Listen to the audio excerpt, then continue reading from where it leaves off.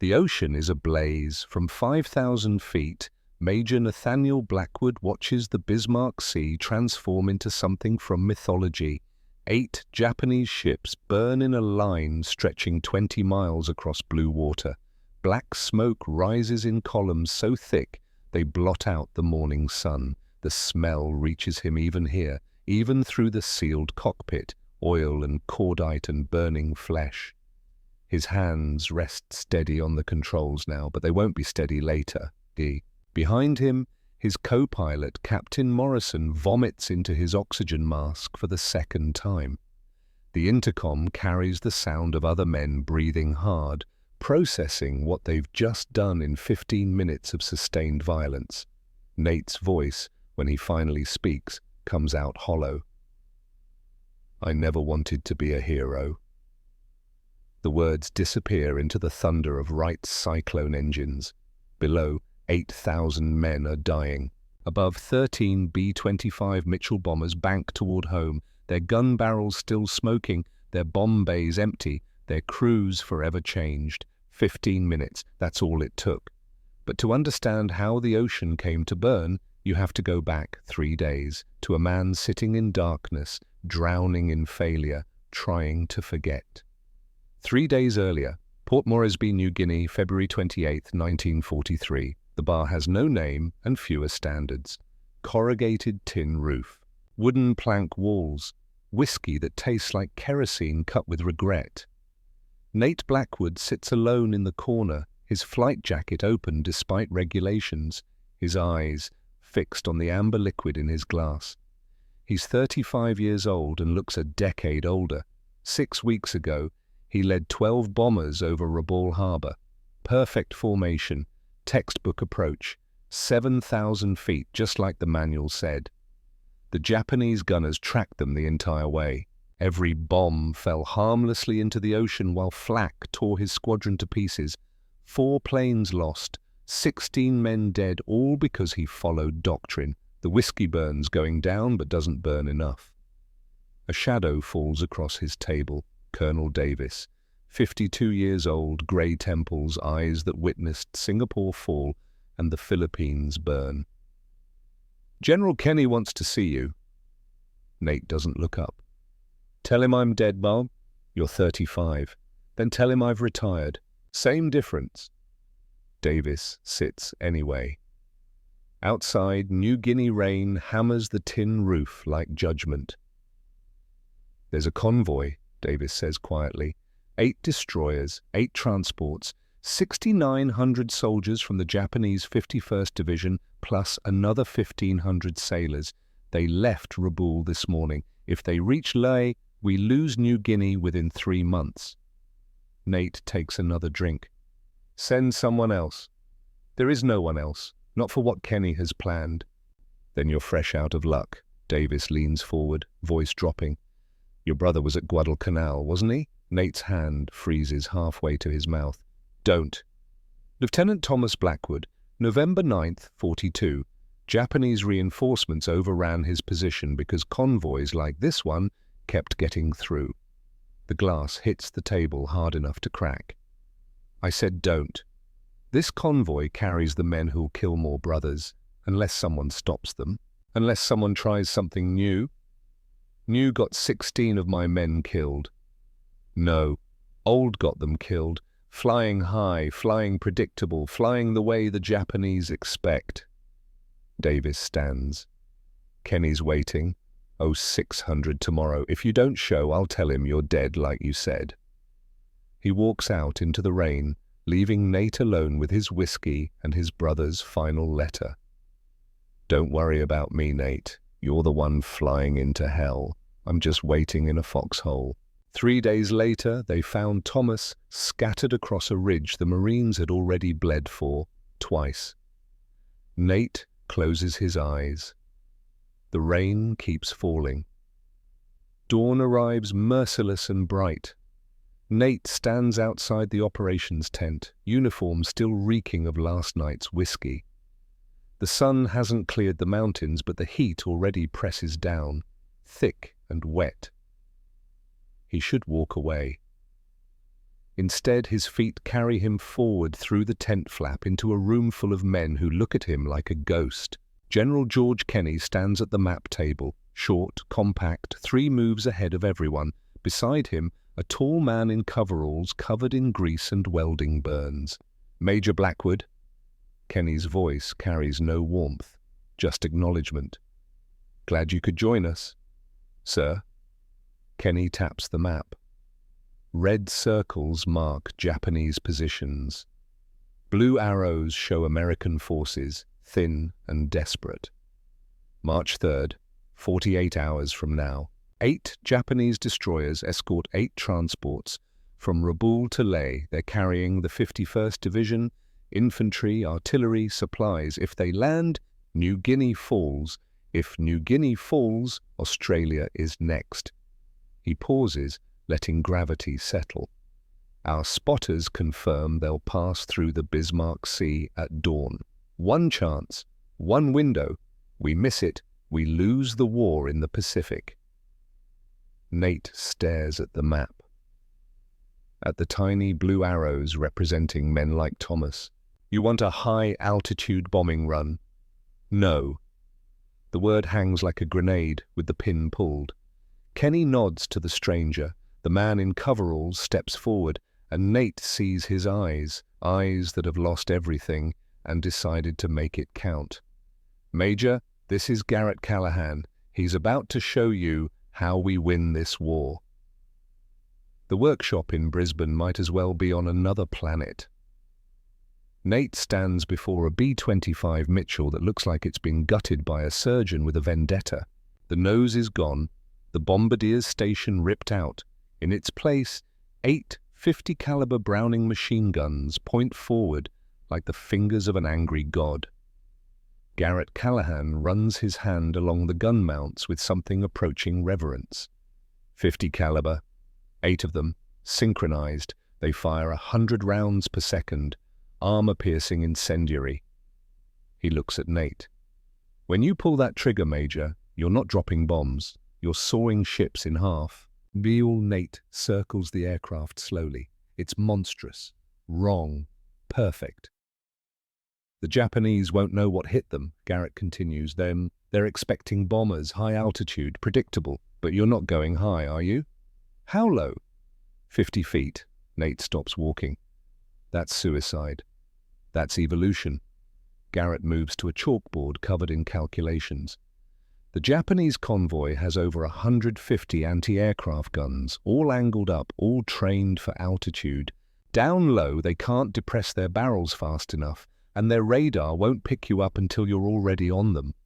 Assuming we don't fly into a wave first. Assuming you trust yourself more than doctrine. The words land like a punch. Garrett picks up a photograph from the workbench. Worn at the edges, a woman with kind eyes. 2 little girls in matching dresses. "Manila, December 8th, 41. Japanese bombed the airfield where my family was waiting." His voice doesn't shake, but something in his face does. "I was 300 yards away, close enough to see, not close enough to help." He sets the photo down carefully. "I spent a year designing this, making it mean something." He meets Nate's eyes. "These guns are my answer to the question I've been asking for 16 months. How do I make their deaths matter?" Nate understands perfectly. "Show me." Training begins at first light. 50 feet feels like nothing from the ground. From a B-25 doing 280 miles per hour, it feels like threading a needle at the speed of violence. First attempt, Nate pulls up at 100 feet, heart hammering. Second attempt, 70. By the 5th run, he's skimming waves, close enough that prop wash kicks up spray against his windscreen like buckshot. Behind him, Lieutenant Fletcher Hayes, 26, fresh from Texas, throws up twice before getting it right. Captain Morrison clips a wave with landing gear and nearly cartwheels into the ocean. But they learn, because the alternative is 7,000 feet and watching bombs miss while friends burn. On the 3rd day, Kenney arrives with intelligence. Confirmed. 8 Fubuki-class destroyers, 8 transports, departed Rabaul 0600 this morning. They enter the Bismarck Sea at dawn, March 3rd. Nate studies reconnaissance photographs. The ships look small from altitude. Toys on blue carpet. He thinks about how they'll look from 50 feet. Total enemy strength? 6,900 soldiers, 1,500 sailors, 8,000 men. If they reach Leh, they'll push us back to Port Moresby within a month. Destroyer escorts? Yukikaze, Asashio, Arashio, Tokitsukaze. 4 more we're still identifying. Each carries 25mm AA guns, 5-inch mounts. The transports add another 60 guns. Kenny taps the photo. They call it the Umbrella of Steel. Fletcher Hayes, listening from his cockpit, speaks for the first time in hours. "How do we get through that, sir?" Nate looks at Garrett, who's been watching with those eyes that have already seen everything burn. "We don't go through it," Nate says. "We go under it." "Sir?" "We'll have diversions, high-altitude bombers, B-17s at 7,000 feet from the north. Every gun on those ships will point at the sky." He traces a line on the photograph, low across water. "While they're looking up, we come in from the southwest, 50 feet, full throttle. By the time they see us, it's over." Kenny nods slowly. "You'll have 13 B-25s for the strike, 13 Royal Australian Air Force Beaufighters for high cover and reconnaissance. That's everything I can give you." "It's enough." "Is it? Because if you're wrong, Major, 13 planes and 150 men die. And that convoy reaches Leh anyway." Nate meets his gaze. "If I'm right, we change the war. And if you're wrong, then I fail again, but at least I'll fail trying something new." The night before, Nate can't sleep. He walks the airstrip, watching mechanics make final checks. 13 B-25s sit in a row, black paint gleaming under work lights. Beyond them, 13 Beaufighters, lighter, faster, built for reconnaissance. Fletcher Hayes finds him near the fuel dump. "Sir, can I ask something?" "Quick, Lieutenant." "Are we really doing this, flying at the water, shooting ships like paper targets?" Nate takes a drag from a cigarette he doesn't remember lighting. "Yes. That's insane." "Probably." Hayes shifts his weight, young and trying not to show fear. "My girl Sarah thinks I'm coming home a hero. I keep wondering what she'd say if she knew I'm scared every single day." Nate flicks the cigarette into darkness. "You want to know a secret, Lieutenant?" "Sir?" "Heroes are just people too scared to quit." He starts walking back. "Get some sleep. Tomorrow you'll see things you can't unsee. The only way through is forward." Hayes stands alone in the dark, processing that. Above, stars turn indifferent. Across the Bismarck Sea, on the destroyer Yukikaze's bridge, Captain Kenji Morita watches those same stars and feels at peace. 42 years old, career naval officer. He's escorted convoys across these waters 30 times without incident. The routine has become safety. Behind him, AEA crews run final drills. 25mm guns traverse smoothly. 5-inch mounts elevate, depress, elevate. Perfect synchronization, perfect discipline. Lieutenant Sato approaches with the evening report. "All stations ready, Captain. Admiral Yamada sends compliments." "Weather?" "Clear skies forecast through dawn. Excellent visibility." Morita nods. "Excellent visibility means American reconnaissance will spot them, which means bombers will come. High altitude, predictable, easy targets." From his pocket, he removes a photograph. His wife, Yuki, daughters Akiko and Fumiko, 7 and 5, smiling in school uniforms. He took this 6 months ago, before the war changed everything. "Sir?" Sato watches him. "Just remembering. My youngest asked if Americans can fly. I told her no. I told her they drop bombs from so high, they can't even see what they're hitting. It's true, sir. We've repelled every attack this year.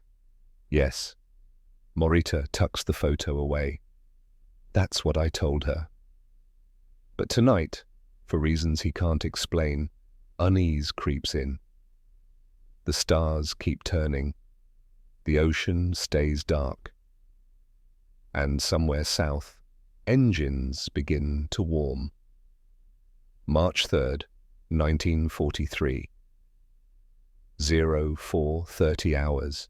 Nate stands on the flight line watching his squadron perform final checks. 13 B-25 Mitchells, black as sin, armed with enough .50 caliber ammunition to shred steel, each carrying two 500-pound bombs modified for skip bombing, designed to bounce across water before slamming into hulls below the waterline. Beyond them, 13 Beaufighters prepare for high cover. Garrett Callahan appears with a thermos of terrible coffee. I won't be there, he says, not apologizing, just stating fact. I know. But every bullet, every gun mount, every weld, that's me, that's my family. You're carrying us. Nate takes the coffee. Bitter and thick. Perfect. If this works, when this works, Garrett corrects. When this works, it won't be because of courage.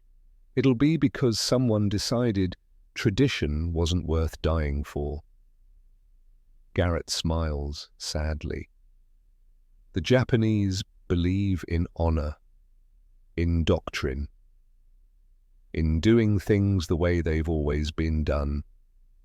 He looks at the B-25s, at the monstrous guns.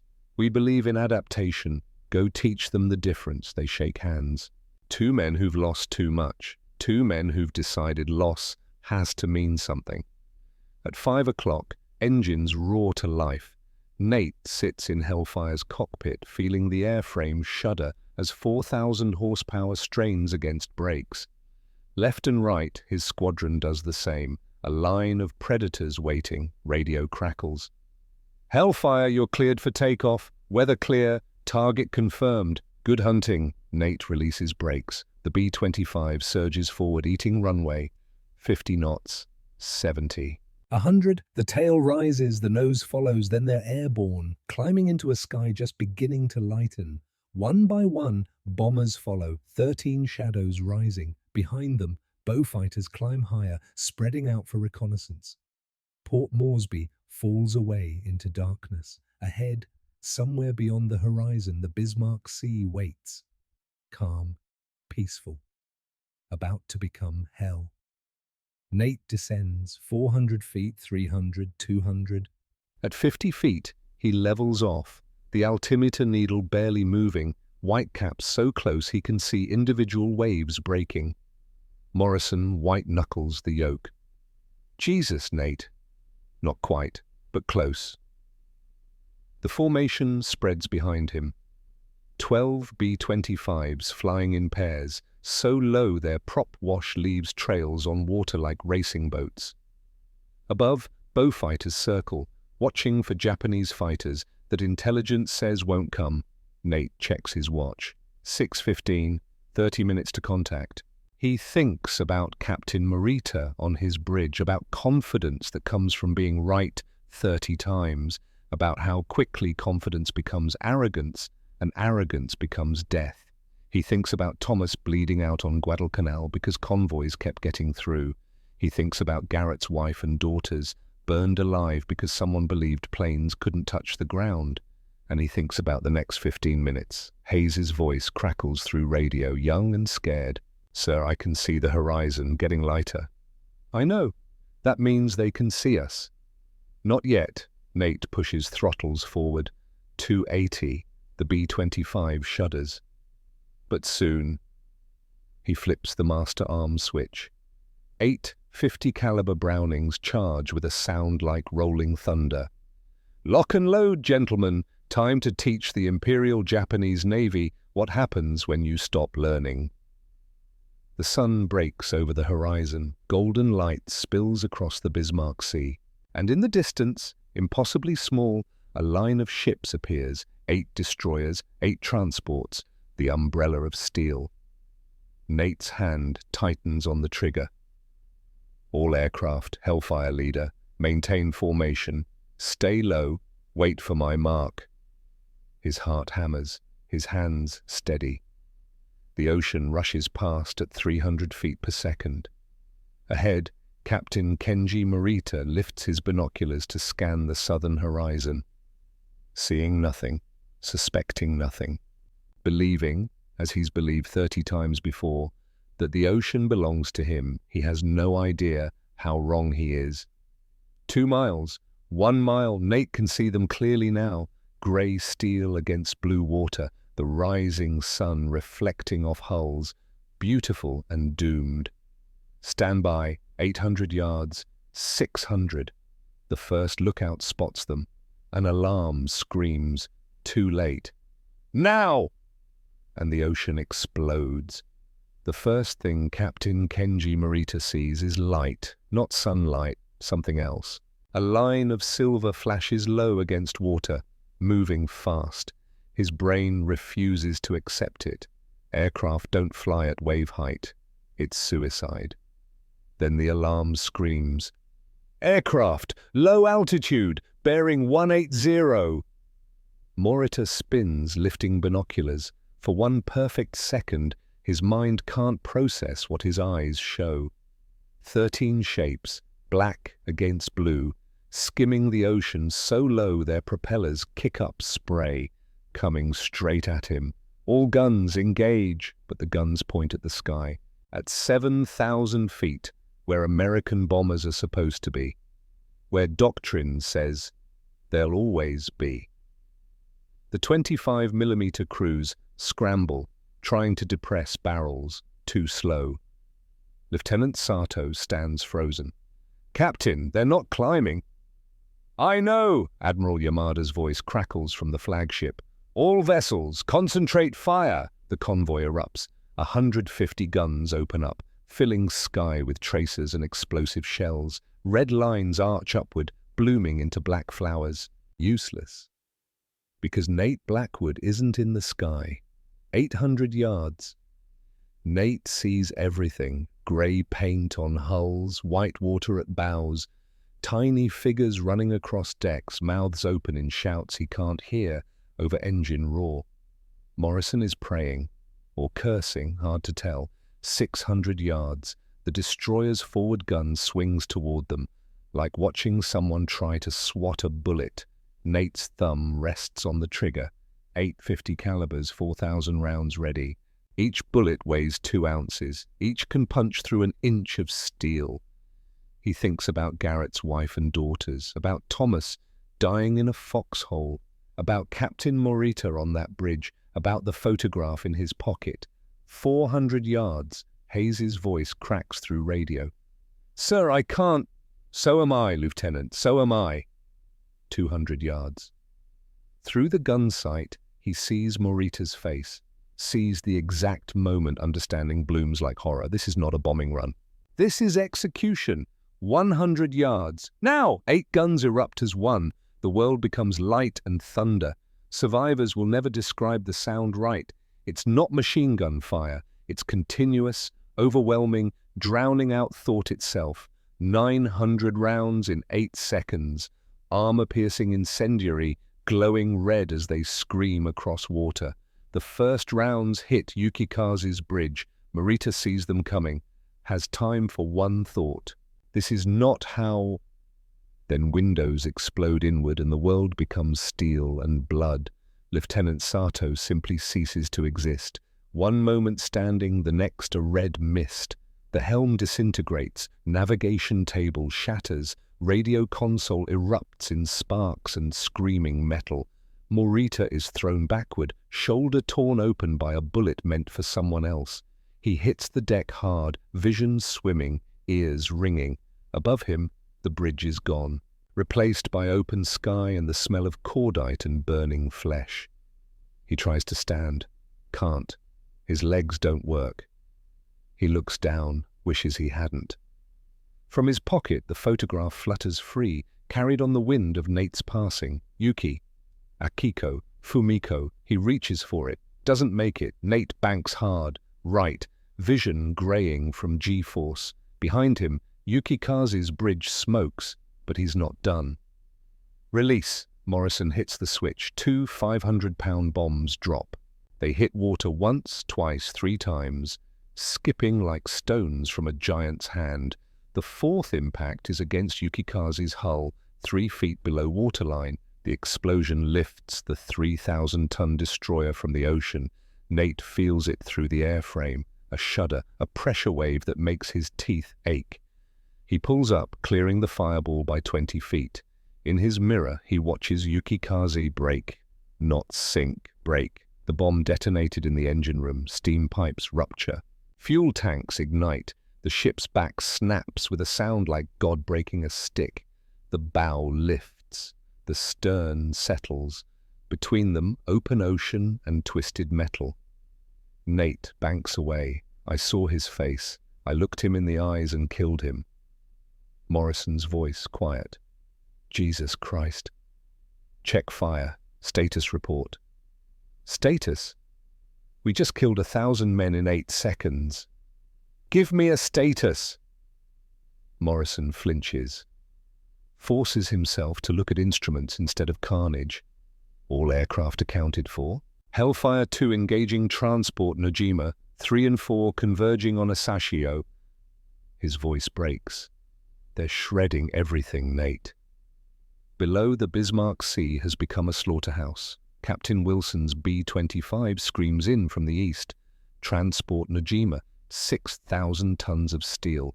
In her holds, 900 men huddle in darkness, wondering why the ship shakes, why alarms scream.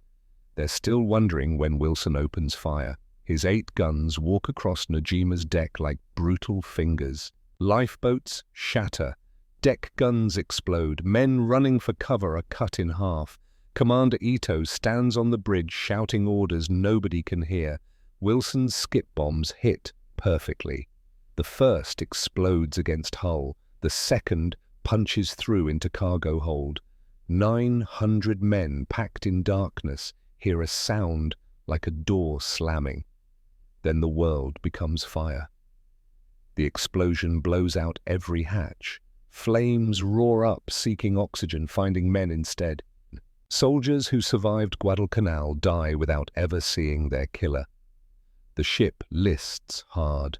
Water pours through ruptured hull. Oil spreads across surface, thick and black, already burning. Commander Ito, uniform on fire, stumbles to the rail. Below, men jump into water turning into a furnace. He watches one soldier, can't be more than 19, leap clear only to land in an oil slick that ignites. The boy's scream lasts 3 seconds. Feels like forever. Ito closes his eyes, steps over the rail, doesn't scream at all. On flagship Shirayuki, Admiral Takeshi Yamada watches his convoy die.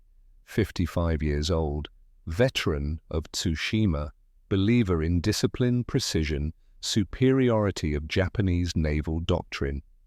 For 40 years he's known one truth: proper tactics, properly executed, cannot be defeated. In 3 minutes that truth is proven a lie. Yukikaze broken and sinking. Nojima a floating tomb. Destroyer Asashio, hit by 2 B-25s from opposite directions, simply gone. His communications officer, Lieutenant Tanaka, appears, face white, eyes too wide. Admiral, signal Rabaul for air support. Yamada almost laughs. Air support from 200 miles away.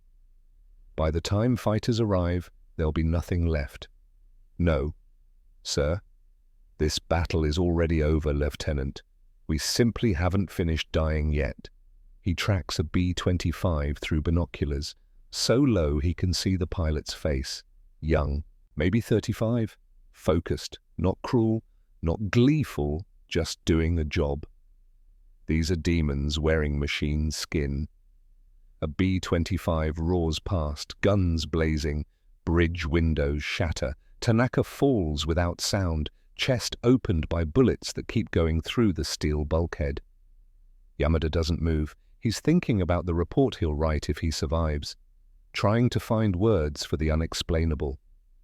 We were defeated by innovation, by an enemy willing to abandon doctrine for adaptation.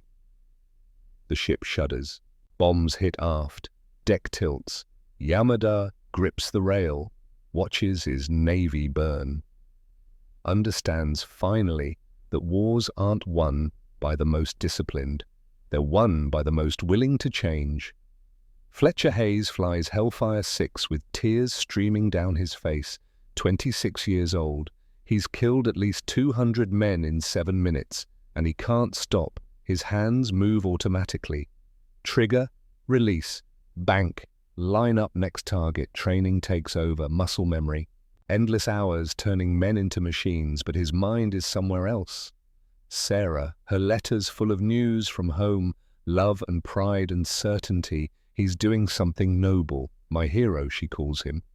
He wonders what she'd call him if she could see this. The transport he just strafed. The lifeboats he destroyed because orders are orders and leave nothing afloat means exactly that. The men in water trying to swim through burning oil, uniforms melting into skin. Hellfire 6 status? Nate's voice. Calm, professional. Hayes tries to answer. Voice won't work. Clears throat. Hellfire 6, 3 targets destroyed. Ammunition 60%. Copy. Continue attack pattern. Sir, I know, Lieutenant, but we finished the mission. Hayes blinks away tears. Below, a lifeboat full of Japanese soldiers rows desperately from a burning transport. Not shooting, not fighting, just trying to survive. Orders are clear, leave nothing afloat. He lines up the shot. Finger tightens. I'm sorry. God, I'm so sorry. 8 guns roar. The lifeboat disintegrates. Fletcher Hayes learns what it costs to be a hero. Minute 10. The ocean burns. Literally. Thousands of gallons of fuel oil spread across water, burning with heat that turns air itself into shimmer and distortion. Smoke rises in black columns miles high, blocking the sun. Nate pulls Hellfire to 200 feet for a clear view. It's not a battle anymore, it's massacre. 7 of 8 transports gone, sunk or sinking or burning so fiercely they might as well be. Destroyers barely better, Yukikaze broken and listing, Asashio gone entirely, Arashio dead in water, crew abandoning ship.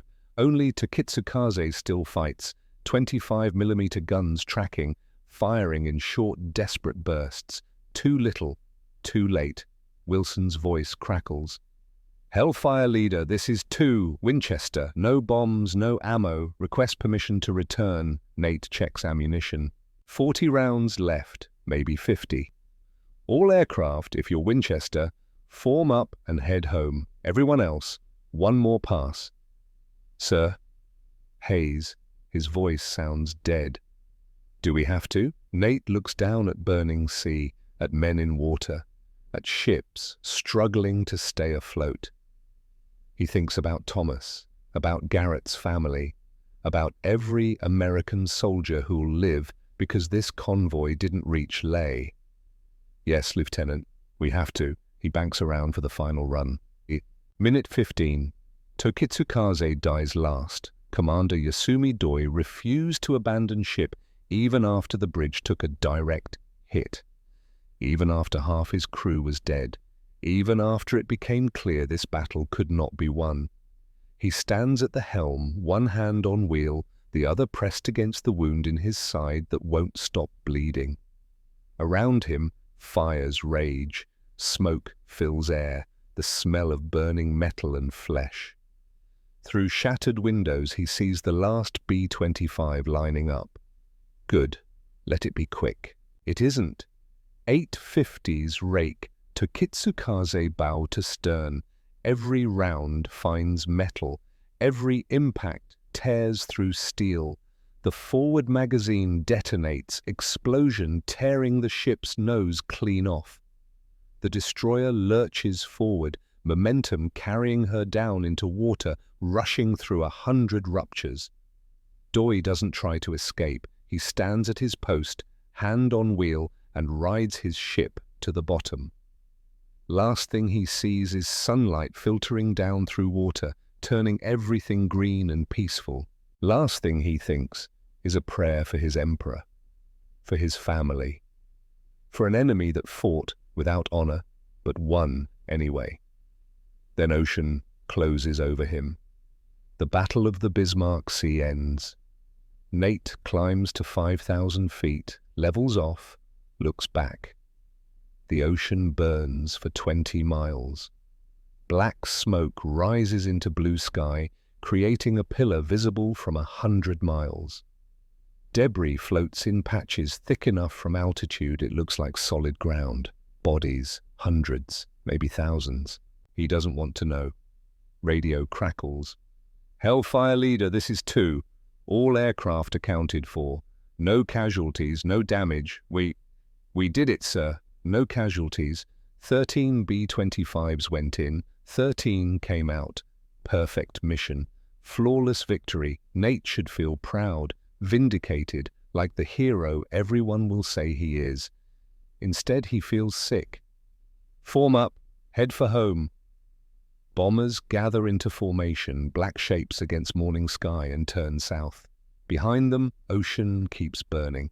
8,000 men who left Rabaul yesterday will never see Leh, will never see home, will never see anything again. Nate flies in silence. Morrison is crying. Hayes stares at nothing, hands shaking. In 10 other aircraft, 120 men process what they've just done, what they've become. They don't speak, don't celebrate. They just fly. And below, in burning water, Captain Kenji Morita's photograph finally settles on the surface. Faces of his wife and daughters, smiling in sunshine, slowly soaking through with oil and salt. For a moment, it floats, then flames reach it, and it burns too. The runway at Port Moresby appears through haze like a promise of safety nobody quite believes. Nate brings Hellfire in low landing gear, groaning as it extends, tires barking against concrete, already shimmering in morning heat. The B-25 rolls to a stop, engines wind down, propellers slow, stop, tick in sudden quiet. For a moment, nobody moves. Nate sits, with hands still on controls, staring at nothing. Morrison has stopped crying. Now he just breathes, in and out, like he's trying to remember how. Behind them, 12 more B-25s land in sequence. Perfect formation, perfect execution, not a single aircraft damaged, not a single man wounded. Flawless victory. Ground crews run toward them, cheering, waving caps. They've heard reports, 13 bombers out, entire Japanese convoy destroyed. Every ship sunk or burning, every soldier lost. The greatest naval victory of the Pacific War. And it only cost 15 minutes. Nate unbuckles his harness. His fingers feel numb. His whole body feels numb, like he's watching a stranger pilot a stranger's body through the motions of survival. The canopy opens. Hot air rushes in, carrying the smell of aviation fuel and tropical rot and something else. Smoke from fires still burning 200 miles north, or maybe just his imagination. He climbs down the ladder. His legs nearly give out. Garrett Callahan is first to reach him. The engineer runs across tarmac, coveralls still stained with grease, face split, with a grin so wide it looks painful. "Nate! Jesus, you did it! The whole convoy! They're saying it's the greatest—" Nate shoves him away. Hard, Garrett stumbles back, grin faltering. "Nate? Don't tell me what a great victory it was, what? But you changed everything. You proved the concept. I saw his face." The words stopped Garrett cold. "What?" "The destroyer captain, Morita. I was close enough to see his face." Nate's hands shake. He can't make them stop. 42 years old, wife, 2 daughters. I know because I watched him reach for their photograph right before my bombs tore his ship apart. Garrett opens his mouth, closes it. Around them, other pilots climb from aircraft. Some vomit on tarmac, others sit on the ground, staring at nothing. Fletcher Hayes stands by Hellfire 6, face the color of old paper, eyes red. "This is what you wanted, isn't it?" Nate's voice rises. "Your innovation, your answer, to make their deaths matter." Nate, "Well, congratulations, Garrett, it worked. Your wife and daughters can rest easy, because I just killed 8,000 men to balance the scales." The engineer flinches like he's been slapped. Neither speaks. Then Garrett, quietly, "Does it feel like enough?"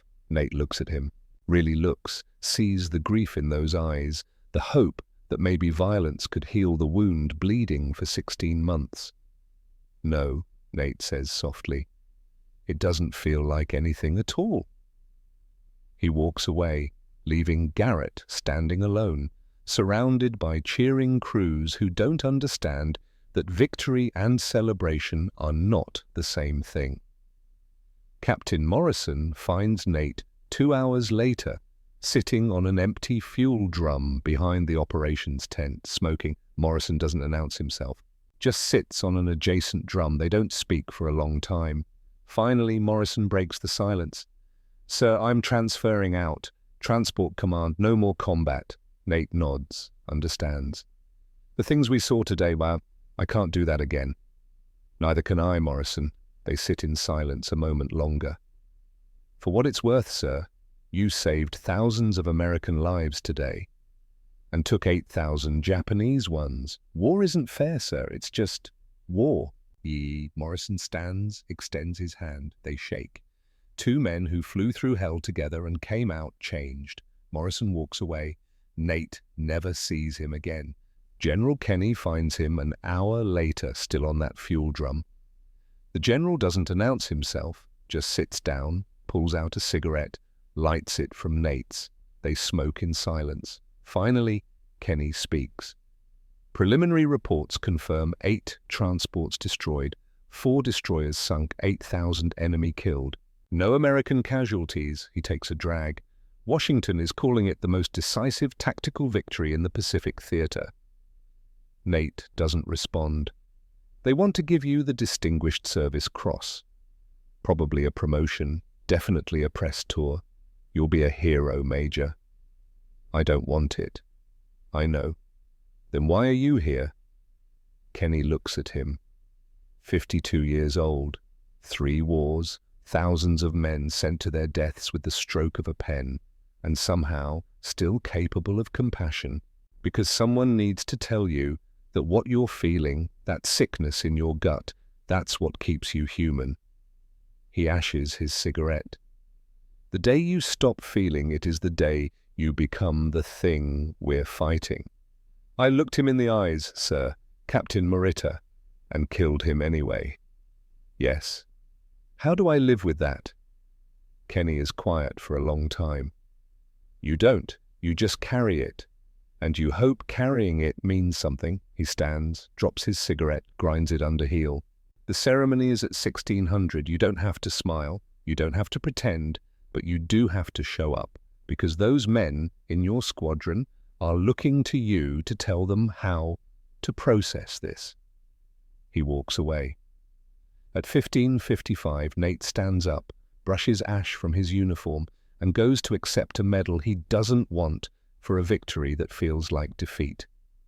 The ceremony is brief. Kenny reads citations, pins medals on 13 men who don't feel they deserve them, makes a short speech about courage and innovation and the future of warfare.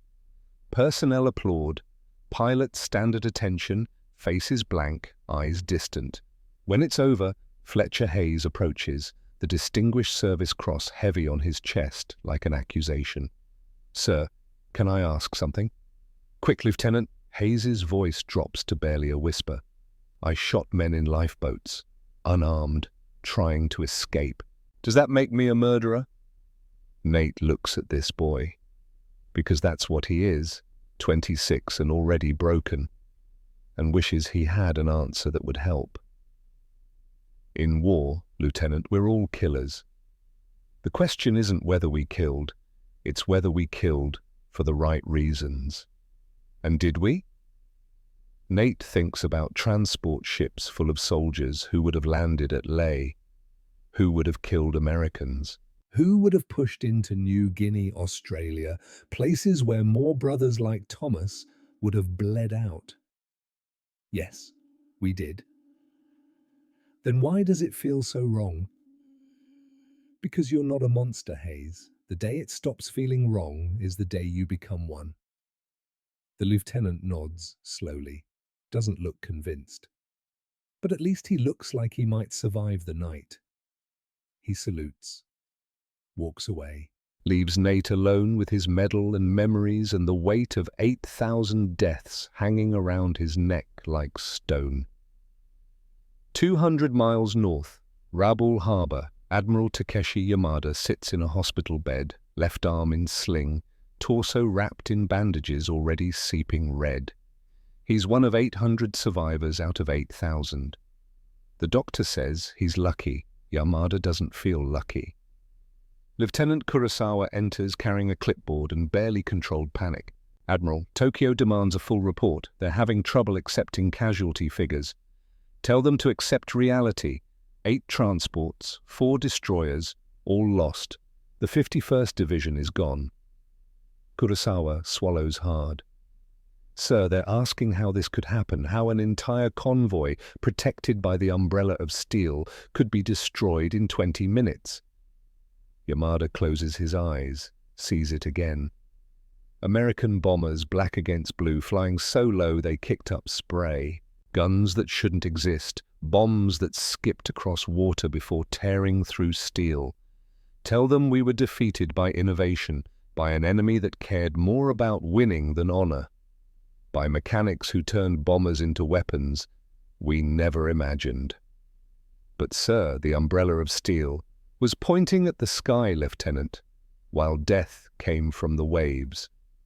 He opens his eyes. Tell Admiral Yamamoto the Americans have learned to fight a war we don't know how to win. Tell him, unless we adapt, we will lose everything, Kurosawa writes frantically. And, sir, what should I tell the families? Yamada thinks about Captain Morita, about the photograph fluttering across the bridge, about wives and daughters waiting for men who will never come home. Tell them their sons died bravely. Tell them it was honorable. Was it, sir? Yamada looks at the ceiling. No, but it's all we have left to give them. Tokyo, March 5th, 1943. Imperial Naval Headquarters receives the report at 0300. For 2 hours nobody speaks. Then Admiral Isoroku Yamamoto, architect of Pearl Harbor, victor of a dozen battles, stands before assembled staff. Gentlemen, the Americans have learned from us faster than we have learned from them. Silence. The Bismarck Sea convoy was defeated not by superior numbers, not by better pilots, but by men willing to abandon doctrine for adaptation. He looks around the room. They took a bomber and turned it into something new. They attacked from an altitude we deemed impossible. He pauses. And it worked. A colonel speaks. Sir, surely this is an anomaly. One battle just killed 80% of the 51st Division. One battle proved our anti-aircraft doctrine obsolete. One battle showed every garrison in the Pacific that convoys can no longer move in daylight. Yamamoto's voice is soft, which makes it more terrifying. This is not an anomaly, Colonel. This is the future, and we are on the wrong side of it.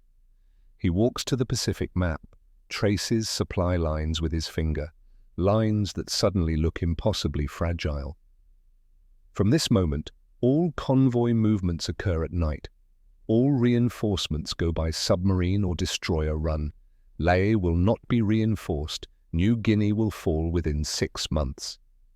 Sir, the Americans have shown us what warfare looks like when imagination defeats tradition. Unless we match their innovation, we have already lost. The room erupts in protest. Yamamoto silences it with a raised hand. The ocean we once controlled now belongs to whoever controls the air above it. And that, gentlemen, will never again be us. 20 years later, April 1963, United States Air Force Academy, Colorado Springs. Lieutenant Colonel Nathaniel Blackwood, retired, teaching as civilian instructor, stands before a lecture hall full of young cadets who weren't born when the Pacific War ended. They're eager, fresh-faced, ready to learn about glory. Nate is about to disappoint them. The Battle of the Bismarck Sea lasted 15 minutes. 13 B-25 bombers destroyed an entire Japanese convoy, 8 transports, 4 destroyers, 8,000 casualties, American losses, 0. Cadets lean forward. Here comes the heroism story. It was the most successful tactical strike in the Pacific theater. It changed naval doctrine forever, proved innovation defeats tradition. He pauses. It was also the worst day of my life. Cadets blink. This isn't the story they expected. I led that mission. I flew at 50 feet. I looked the enemy captain in the eyes through my gun sight, watched his ship break in half, watched 8,000 men die. He looks around the room. And I came home to medals and people calling me a hero. A hand raises, young cadet, barely 20. Sir, but you saved countless American lives, stopped an invasion. Isn't that worth everything? Nate finishes. Maybe, but here's what they don't tell you in history books. Victory has a cost. That cost isn't measured in aircraft lost or men wounded. It's measured in pieces of yourself you leave behind, in faces you can't forget, in knowledge you did the right thing, and it feels exactly like the wrong thing. Silence. I'm telling you this because someone should have told me. War rewards innovation. It rewards those willing to change, to adapt. The Bismarck Sea proved that. He leans against the desk. But it also proved something else. That the men who drive change, they carry it for the rest of their lives. He dismisses class early, walks to his office, closes the door. For the first time in months, he lets himself remember. Port, Moresby, New Guinea, April the 20, 1963. Nate Blackwood returns for the first time in 18 years. The airfield is different now. Civilian, quiet. No bombers on tarmac, no smell of fuel and fear. Just tourists and cargo planes and the slow business of peace. He stands at runway's edge, looking north toward the Bismarck Sea. It's beautiful, blue and endless and completely indifferent to the men who burned here 2 decades ago. Behind him, footsteps, he turns. Fletcher Hayes, older now, colonel's eagles on shoulders, but still that same haunted look in his eyes. Major Blackwood? Colonel Hayes. Nate extends his hand. Heard you're teaching at Nellis now. Someone has to make sure the next generation doesn't make our mistakes. Hayes looks out at ocean. Does it ever get easier, carrying it? No, but you learn to carry it better. Hayes nods. Sarah finally left me. Couldn't live with someone who wakes up screaming 3 times a week. I'm sorry. Don't be. I don't blame her. How can you love someone still fighting a war that ended 20 years ago? They stand in silence. 2 men who changed history. 2 men who paid for it every day since. Hayes looks at him. Do you ever wonder if it was worth it? Every day, and I still don't know. But I know we couldn't have done nothing. Hayes nods slowly, salutes, walks away. Nate watches him go, then turns back to the ocean. More footsteps. An old man in coveralls, thin now, grey, but the eyes are the same, Garrett Callahan. They haven't spoken since 1946. Since the argument that ended their friendship. Since Nate said things he regretted and Garrett refused to forgive. But here he is. Heard you were in town, Garrett says quietly. Heard you never left. Couldn't. This place, it's where everything changed. Nate nods, understands. They stand side by side, two old men looking at an ocean that holds too many ghosts. "I'm sorry," Nate says, "for what I said after the mission, about your family, about the guns. You were right to say it. No, I was hurting, wanted you to hurt too." Garrett is quiet a moment. "Did it work? The guns, did they make it matter?" Yes and no. They saved thousands of American lives, but they also took 8,000 Japanese lives. I don't know how to balance that equation. Neither do I. They watch waves roll in. "I think about them sometimes," Garrett says. "My wife, my girls, wonder if they'd be proud or ashamed. They'd understand you did what you thought was right. Like you did. Like we all did." The sun begins to set, gold and crimson across water. 15 minutes, Garrett says softly. That's all it took to change everything. 15 minutes to change the war. 20 years to understand what it cost. Was it worth it? The question hangs between them like smoke. Nate thinks about Thomas, about soldiers who survived because the 51st Division never reached Leh, about Hayes learning to be human again, about Yamada finally understanding. I don't know, but I know someone had to pay the price for change, for refusing to die the way we were told to die, and that someone was us. That someone was us. They stand together, watching the sun sink into the Bismarck Sea. Kagoshima, Japan. Same day. Takeshi Yamada, 75 years old, walks the beach where he walked as a boy before wars and defeats. A young reporter from Tokyo approaches, notebook in hand, questions about the Pacific War. "Admiral Yamada, when you think about Bismarck Sea, what comes to mind?" The old man is quiet for a long time.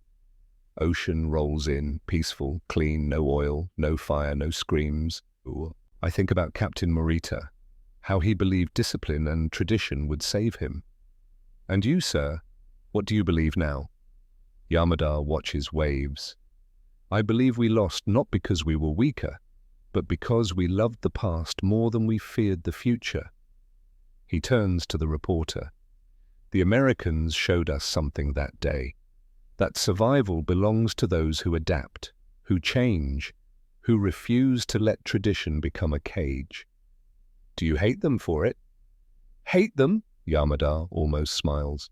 "No, I'm grateful. They taught us the most important lesson anyone can learn, which is that the future belongs to those willing to abandon the past, and the only choice we have is whether to change with it or die clinging to what we were."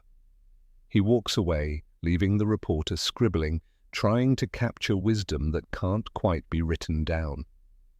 Nate Blackwood stands on Port Moresby runway as darkness falls, watching the last light fade from the Bismarck Sea. Garrett stands beside him. Hayes has already left. Morrison is somewhere in California teaching flight school. The war is over, the battle's fought, the medals awarded, but the weight remains. "You know what I realized?" Nate says quietly. "What's that?" "We didn't just change naval warfare that day. We changed ourselves. Proved that human beings can adapt to anything, even killing 8,000 people in 15 minutes, even living with that for the rest of our lives." Garrett nods slowly. "Evolution always wins," Nate continues, "but the cost is carried by men like us, by ones willing to look the enemy in the eyes and pull the trigger anyway, by ones who survive the battle but spend the rest of their lives wondering if we survived as heroes or as something else." "And which do you think we are?" Nate looks out at the dark ocean, at the place where Captain Morita's photograph rests on the bottom, faces long since faded. "I think we're just men who changed the world in 15 minutes and spent the rest of our lives learning to live with what that required." The ocean is dark now, silent, peaceful, as if none of it ever happened. But they know better. Someone always remembers.